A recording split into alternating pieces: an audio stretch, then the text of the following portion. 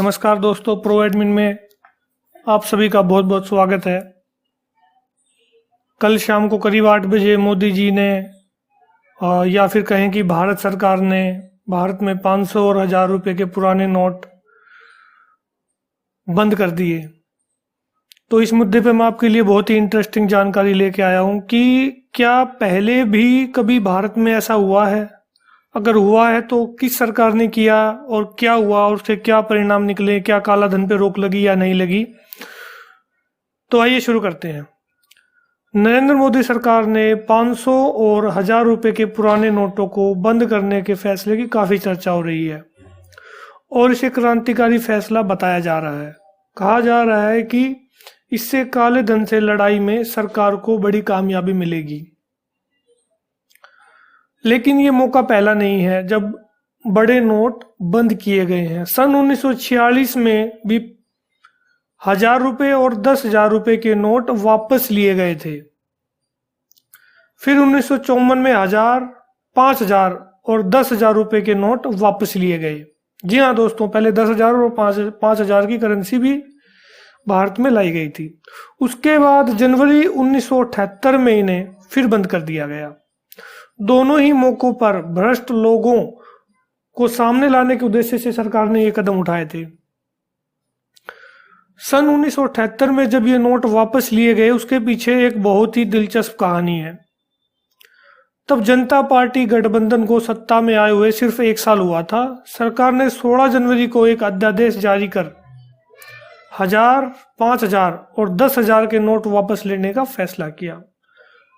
भारतीय reserve bank यानी कि आरबीआई के ऐतिहासिक दस्तावेज 3rd वॉल्यूम, जी हाँ 3rd वॉल्यूम उसका नाम है, में पूरी प्रक्रिया का ब्यौरा दिया गया है कि कैसे नोटों को वापस लिया जाना चाहिए, क्या प्रोसीजर है। 14 जनवरी 1978 को रिजर्व बैंक के चीफ अकाउंटेंट ऑफिस के वरिष्ठ अधिकारी आर जानकी रमन को फोन पर दिल्ली बुलाया गया। जब रमन दिल्ली पहुंचे तो उनके एक सरकारी अधिकारी ने कहा कि सरकार बड़े नोट वापस लेने का फैसला कर चुकी है और इससे संबंधित जरूरी अध्यादेश वो सिर्फ 1 दिन में बनाए। इस दौरान रिजर्व बैंक के मुंबई स्थित केंद्रीय दफ्तर से किसी भी तरह की बातचीत के लिए सख्त मना किया, क्योंकि इससे बेवजह की अटकलों के फैलने का डर था। तय समय पर यह अध्यादेश तैयार हो गया और इसे तत्कालीन राष्ट्रपति नीलम राजीवा रेड्डी के पास अनुमोदन के लिए भेजा गया, क्योंकि इस पे राष्ट्रपति का अनुमोदन आवश्यक है।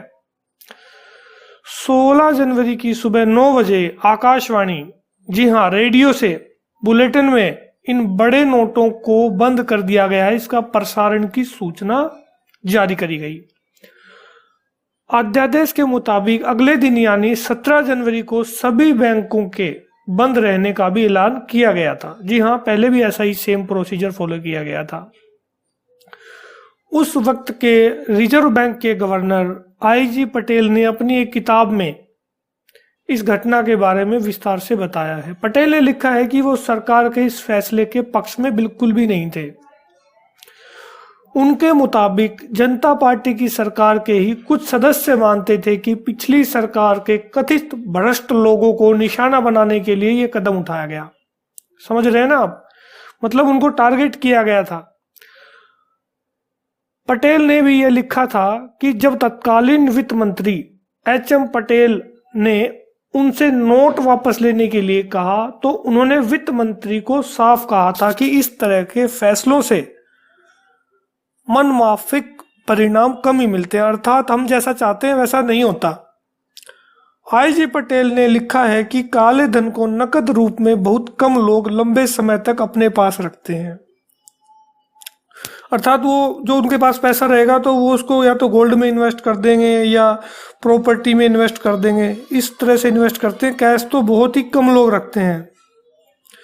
पटेल के मुताबिक सूटकेस और तकिए में बड़ी रकम छुपाकर रखने का आइडिया बड़ा बचकाना किस्म का है और जिसके पास बड़ी रकम कैश के तौर पर है भी